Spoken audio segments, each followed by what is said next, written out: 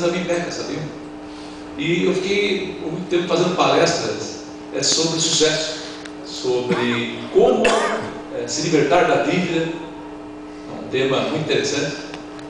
Depois, quem quiser saber alguma coisa eu posso falar. Falei de liderança, qualidade de vida, enfim.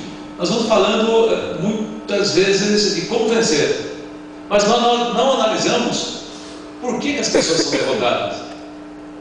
E tem passos também para explicar o insucesso. Nós estamos aqui diante de empresários de sucesso.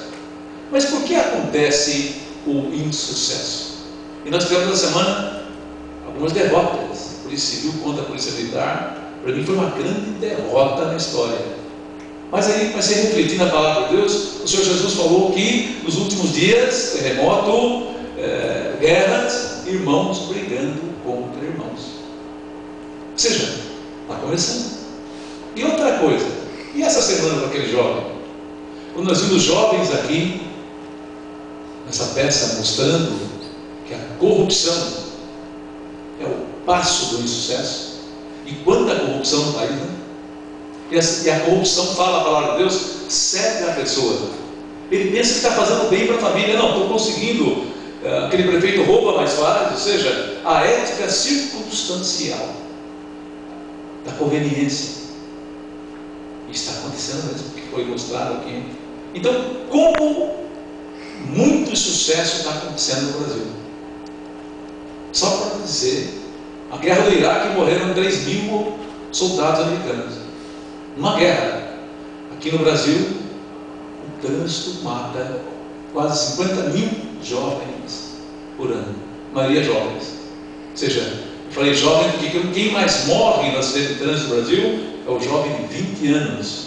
E também de homicídio é o jovem nessa ordem de 20 anos. De 15 a 25 anos é o óbito no Brasil de homicídio e também na faixa de acidente de trânsito. Quase 100.000 morrem por ano. Não é uma derrota, é um insucesso. Agora eu queria fazer uma pergunta para todos aqui. É um estudo que eu vou apresentar. Qual é nós vimos aqui onde chega a corrupção, mas tudo tem um início. Eu queria falar na Bíblia depois qual foi o início, porque muitas vezes a pessoa está na droga, mas começa primeiro no álcool. O álcool é a porta para a droga.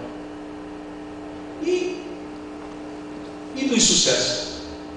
Qual seria, pergunto a todos aqui, a primeira porta do insucesso? Alguém poderia dar uma ideia? Dá uma ideia, é interessante. Pensa um pouco. Então, pecados capitais. O que é pecado? É errar o alvo. O alvo é a salvação da nossa alma em Cristo Jesus. Este é o alvo, salvar a nossa alma. Agora, pecar é errar o alvo. Qual é o primeiro pecado no mundo corporativo? Como no álcool abre para a droga, o primeiro pecado abre para o fracasso, para o insucesso. Alguém poderia me dizer? Dá uma ideia. O primeiro grande pecado no mundo corporativo. Deixar Deus de lado. Realmente, a única forma de ter sucesso é com Deus. Aquele piloto da TAM, tão logo ele percebeu que era o fim dele, sabe qual foi a última palavra do piloto? Ai meu Deus, ai meu Deus.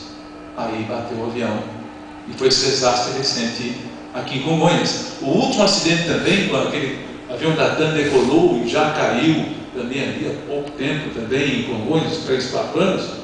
Últimas palavras do piloto: ai meu Deus. E a morte. Muitos lembram de Deus nesse momento. Ai meu Deus. Eu pensei em Deus também no momento da morte, que eu passei pela morte também, num prédio que estava caindo. Eu escapei por um passo da morte, num prédio de 25 andares. Ali eu pensei em Deus. E nós podemos pensar em Deus o dia todo. Só que a corrida do rato, que é do mundo corporativo, nós deixamos Deus, como foi mostrado aqui, em último plano. Tiramos até da nossa vida. Aliás, a nossa palavra eu, pensem agora na palavra Deus. Não tem um eu ali? O nosso eu tem que estar centrado em Deus. A própria palavra Deus tem um eu ali no meio. O nosso eu tem que estar na cruz em Deus. Mas o primeiro grande pecado que eu queria passar no mundo corporativo, que abre as portas para a derrota, eu vou apresentar nesse estudo que foi feito de insucesso. Por favor, então. O primeiro passo para o insucesso é a arrogância.